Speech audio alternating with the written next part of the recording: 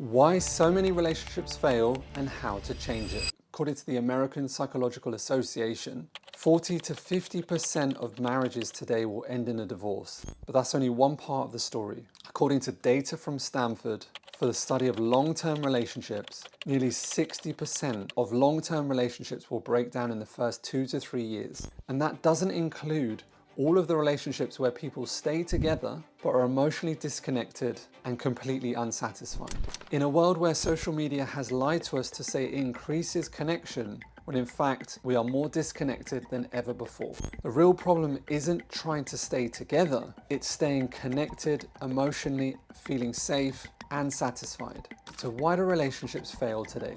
Here are 3 science-backed reasons. Number 1, unhealed emotional wounds. Unresolved trauma or past relationship issues get replayed over and over again until they are healed. Partners often trigger old wounds without even realizing it, which creates defensiveness, disconnection, and blame. 2, poor communication and emotional safety. Conflict isn't what breaks up couples. Unsafe conflict is what breaks them. When couples feel unheard, judged, or dismissed, trust is gone. Emotional safety means I can speak honestly. You get listened to without being attacked. We repair and not punish each other. 3, attachment mismatches. Attachment theory states that anxious and avoidant pairings are very difficult to navigate. These mismatches constantly create one partner chasing the anxious person, one partner withdrawing the avoidant. So how do we change it? Here's the good news. Most people don't fail because they're bad at relationships, bad at love. They fail because they were never taught how to actually reconnect and connect with someone.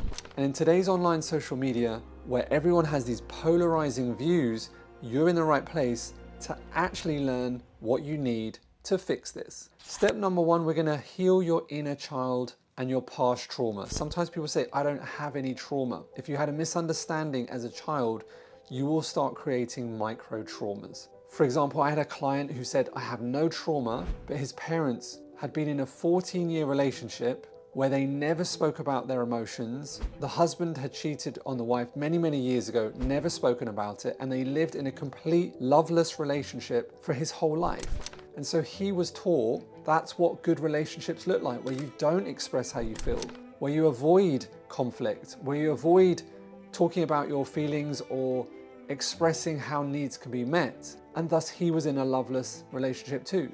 So you've got to bring awareness to your patterns, work with a therapist or a coach to unpick where your triggers are, because the healthier you become, and you can get rid of all of your triggers, the healthier the space will be so you can create a healthy relationship. The healthier you become, the healthier your partner you will attract and thus be able to create a space for. Step 2, build emotional safety. You have to relearn how to create communication with conflict. I teach our clients a specific trigger process so when they get triggered in that moment, it doesn't take over the whole conversation.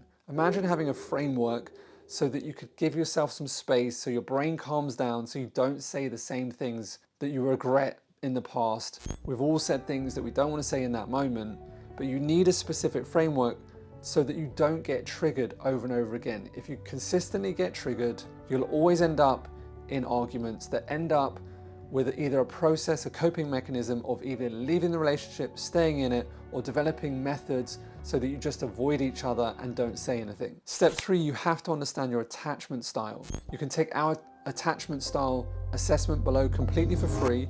Once you understand what your attachment style is, it's much easier to recognize the patterns so you can start preventing them ruining your relationship in your current arguments. Self-awareness is the biggest step, so you don't have to keep on creating the same patterns over and over again. Step number 4, choose alignment over chemistry. Most people have no idea how to choose the partner that they really want, or even keep choosing the partner, because if you've been in a relationship for a long time, you have to keep on choosing your partner. You have to keep on dating each other, otherwise the whole thing dies. Chemistry feels good, but alignment is safe and consistent.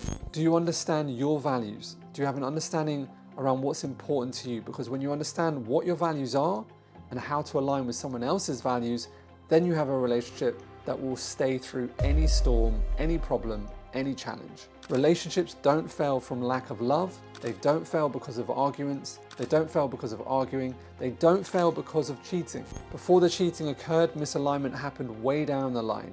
Misalignment is the biggest factor to why a relationship will break down. If you are struggling, I did a much deeper training. If you click the link below, you can join the 3 problems stopping you from getting the relationship you deserve and how to fix it. It's a deep live training that I did on those 3 topics on a much deeper level, and you can join it completely for free. Just put your details in so we can send you email access. I'll see you on the other side.